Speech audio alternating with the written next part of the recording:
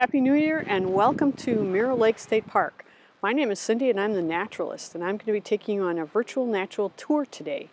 Once we get started, I'm going to provide you some information right here, and then we're going to head down the trail this way behind me on Lakeview Drive, or on Lakeview Trail, over to the boat landing, and then we're going to hike up through the boat landing. A couple things before we get started. With the COVID still active, we would ask that you make sure that you have masks with you so that if you come within 6 feet of people that you do not live with, that you're masking up. I have my mask here in my pocket in the event that I cross paths with folks today as well. Please make sure that you're covering your face and your nose. And then also, when you're done for the day, make sure that you wash your hands thoroughly. You're not sure what you might touch along the path, and we just want everybody to be safe and secure. Mirror Lake State Park was developed as a result of 1962 legislature in Wisconsin, where the state decided that they needed to have some parks available for folks to take and rest and recreate along the interstate corridor. So in 1962, the state passed the bill that established the state park system. And in 1966, Mirror Lake State Park actually opened its doors in August. And so we're just a little over 50 years old as well. It was early August opening. They opened 2 weeks ahead of schedule, which was an amazing feat. And there was like 15 or 16 campsites that were open, and the lake was ready to go for guests to partake. A little bit about the park. We're about 2,200 acres. Our lake is about 4 miles long, and it's about 37 acres in total for the water. The deepest part of the lake is about 16 feet, and most of the lake is shallow, especially like right down here by the beach along the shoreline. It's just a couple feet deep. Most of it averages anywhere between 4 and 6 feet. The narrows down toward the west are a little bit deeper because that's where the water runs. The lake actually runs from west to east, and it is a result of the Dell Creek. About 75% of the shoreline is owned by the state park, and 25% is owned by private landowners.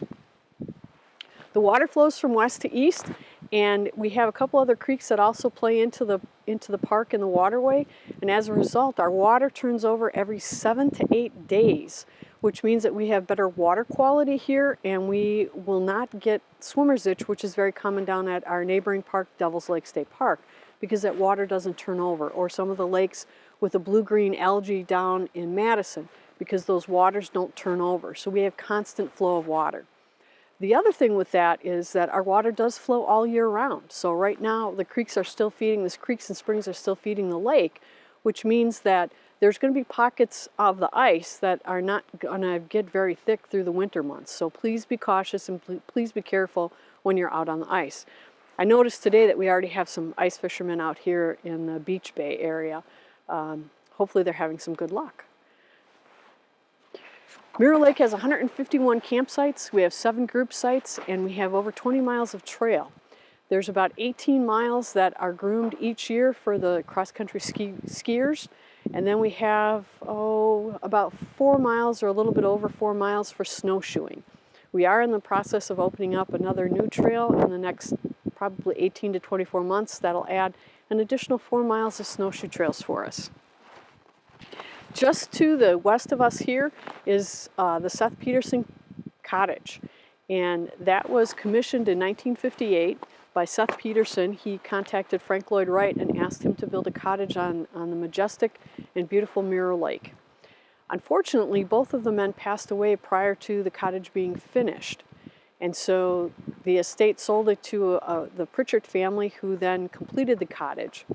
In the 1960s, when the park came through and started purchasing land for the state park, they purchased that particular piece of land and that structure.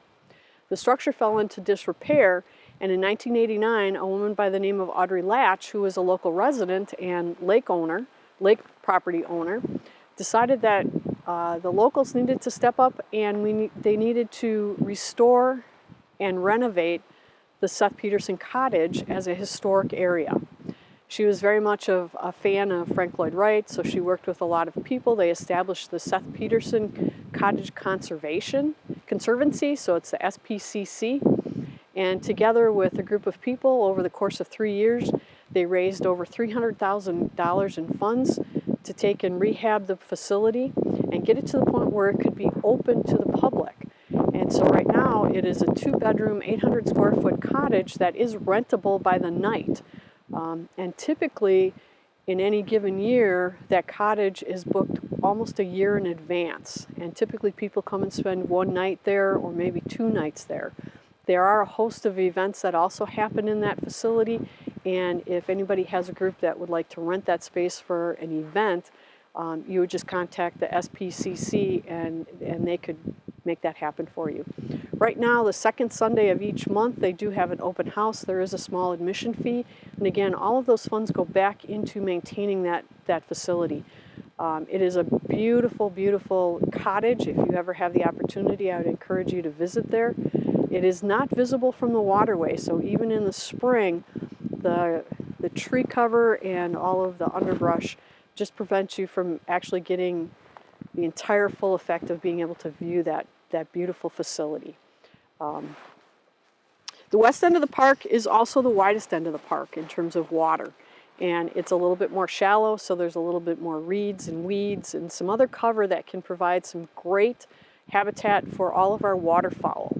In the springtime, you will see eagles, you'll see blue herons, great blue herons, green herons, egrets. Trumpeter swans will stop here and rest on their way to their migratory stopping point up in Minnesota or Canada. We also have your typical mallards and geese and those kind of things. We have a couple beavers that live down on that end. And then of course our population of sandhill cranes. They like to have a nest right on the water's edge, but there's also some clumps of grass that have grown over time, and so they actually will nest on those.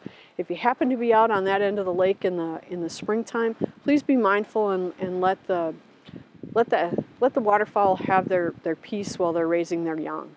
Our Facebook page, which is Friends of Mirror Lake State Park, will take and post typically some pictures in the spring when the waterfowl start to return. The eagles sometimes can be seen throughout the winter months, so stopping out on that end of the lake, sometimes you'll be able to see them. There's not any open waterway except right where Dell Creek comes underneath Highway 23.